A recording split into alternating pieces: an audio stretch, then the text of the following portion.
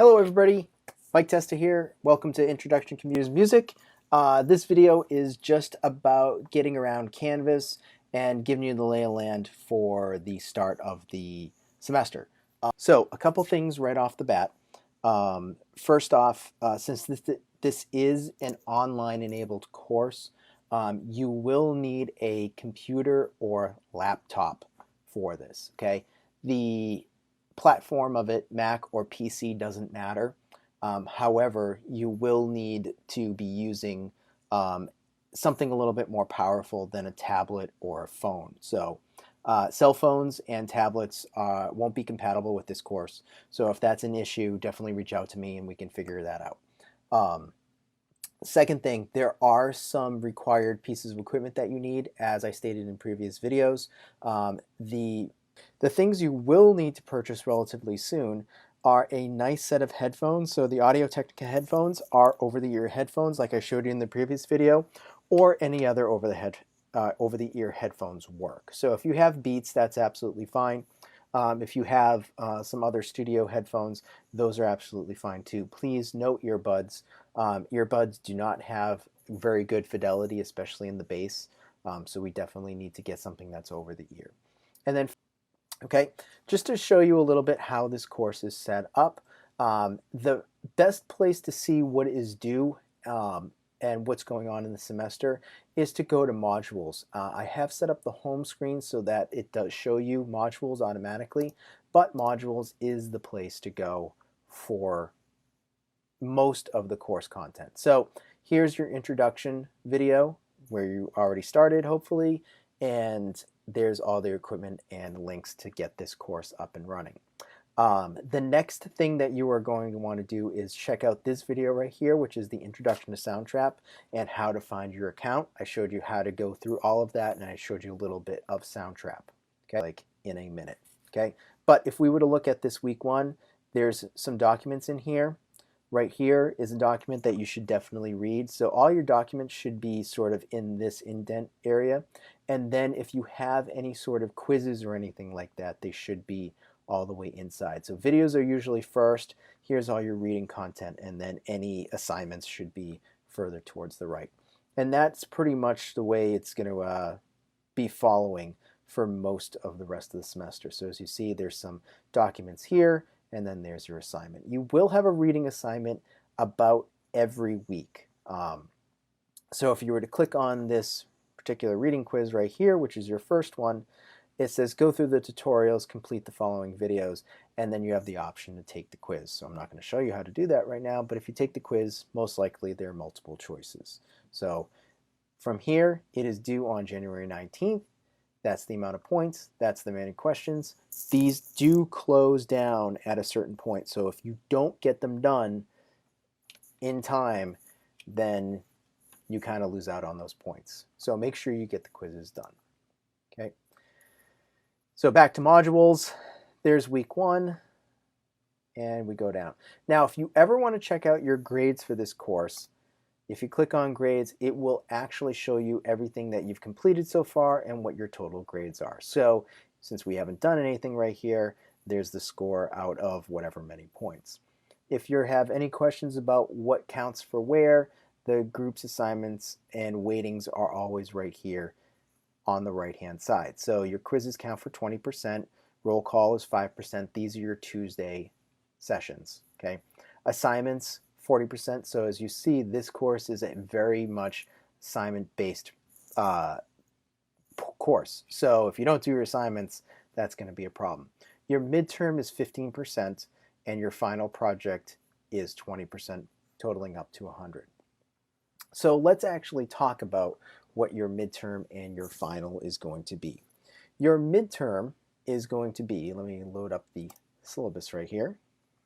Okay, your midterm is going to be to develop a computer video game that has to teach a student from 6 to 12 years old something about music.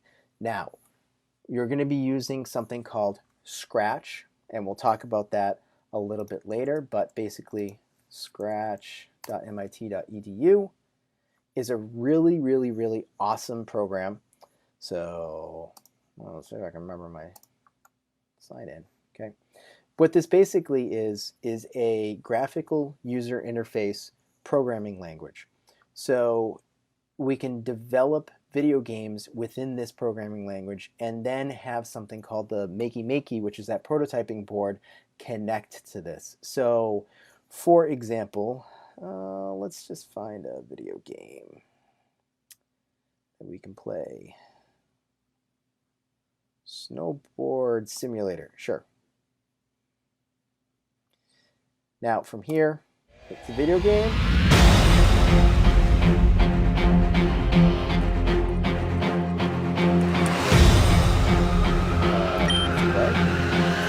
But I'm pressing up and down. Oh, that's cool. So obviously didn't do too well. Didn't do too well again. But the cool thing about this is that there's a side to all the programs that to get this actually working. So again, we'll be going over this in the upcoming weeks. However, I just wanted to show you that you can sign up for an account already, and it's at scratch.mit.edu if you want to play around with that. But you're going to have plenty to do in the meantime. Okay, so that is your midterm, and I'll be showing you more videos of previous student projects and how that was accomplished. The second thing that you'll be doing for your, the last thing that you'll be doing for this course is your final project. And you're going to be coming up with a radio spot. So the idea is that you are commissioned by a radio station to develop a public service announcement that is going to be showing on an easy listening station. So if you're around the Boston area, say KISS 108 might be a pretty good idea. For the morning show, that has a demographic of 16 to 45. No edginess, so no swearing on this particular one. The spot has to be about 59.5 seconds and must not include commercial music. So you are going to write your own music. How you do that is going to be in Reaper. So we'll be teaching you how to be adding in some loops. You can bring in loops from Soundtrap that you're more comfortable with into Reaper and then do your voice recording over that. You will be doing your own voice recording with the microphone that you are going to purchase. So with that, it should come out pretty good. That microphone that I put on there from Newegg is a large diaphragm microphone, so it does capture the low frequencies pretty well. I think you'll be happy with that. This also has to adhere to all FCC regulations, so again, no swearing, no inappropriate or threatening language, etc. The way that you're going to find your PSA script is pretty simple. You're just going to Google search a PSA script. So for example, if you're really interested in animal welfare, you could Google script a PSA animal welfare, and you should be able to find hundreds of scripts that are 60 seconds long if you read them in an appropriate manner to then use for that. You will be submitting the script to me ahead of time so that I can approve it to make sure that there's no inappropriate or threatening language. However, we haven't had issues with that at all. Please do not write your own scripts. If you look at the syllabus, there are some standard language that we put in here. So for attendance policy, this isn't going to be so much in effect. Communication policy is pretty clearly laid out. For me, the best way to get in touch with me is via email. Inclement weather policy, again, this is not too much of a big deal with online enabled courses, but if for some reason you can't get to a computer during our scheduled meetup time, then let me know. Late work is pretty much what it is. I don't accept late work. Back in my previous days as a professional audio mixer for sports broadcast, if our work wasn't on time, then people did not see or hear the sports broadcast. So that's kind of a big deal for me. So make sure that all your work is turned on time. There are some overall point additions and point deductions. So what I'm really a stickler for is making sure that you have your name and the correct nomenclature for your files. Okay, I need to make sure that your files are named correctly, because if you were working in a professional industry and you had, say, 30 employees that all named their particular projects Audio 1, then there's going to be really no distinction. Or if you had 30 files that said Audio 1 and you were looking to import your files in a commercial facility, maybe they were actual commercials, you would not know which one was, say, for example, the radio spot for the cereal brand versus the PSA for Mothers Against Drunk Driving. So make sure that your file names are named correctly. If you don't have any name associated with the assignment, -5 points. If you give me the wrong file format, if you give me an MP3 instead of a WAV, example, whatever, then it's -10 points. If I ask you to go to the Writing Center and you don't, then it's -30 points. The Writing Center on this particular course isn't too much in play. I wouldn't worry about this one. The only time that I might ask you to go to the Writing Center on Salem State or get in touch with them is if you're writing your own PSA script, but we're not doing that this semester. But know that that is an option on here. And then finally, late delivery, I do not give any points. Now, if you are near Salem State University's campus and you have the ability to get to any of these services, then you do have the overall point addition. So if you go to the Writing Center for help +5 points, they usually send me an email saying, hey, this person went to the Writing Center to look for some help regarding a project. If you go to the Math Center, I don't know why you would for this course, but +5 points. If you go to library, +5 points. If you have an online advisor or an academic advisor and you meet them regarding this class, +5 points. Just have them send me an email. And then if you go to the Centers for Learning for any sort of assistance with this class, +5 points. Now, I just wanted to make sure that you all read this portion very closely. Okay, this is our music health and safety. So I'll just kind of give you the gist of it. As a small rule, music is a physical skills-based system. So if you engage in activities such as repetitive movement, long hours in the practice room, or potentially loud sustained sound like we might be doing here, just make sure that you take some time away from the computer, away from the screen, and give your body a little bit of time to rest. So with mixing, we usually say 45 minutes on, 15 minutes off. So you can work 45 minutes at a time, but then please take a 15-minute break on this, okay?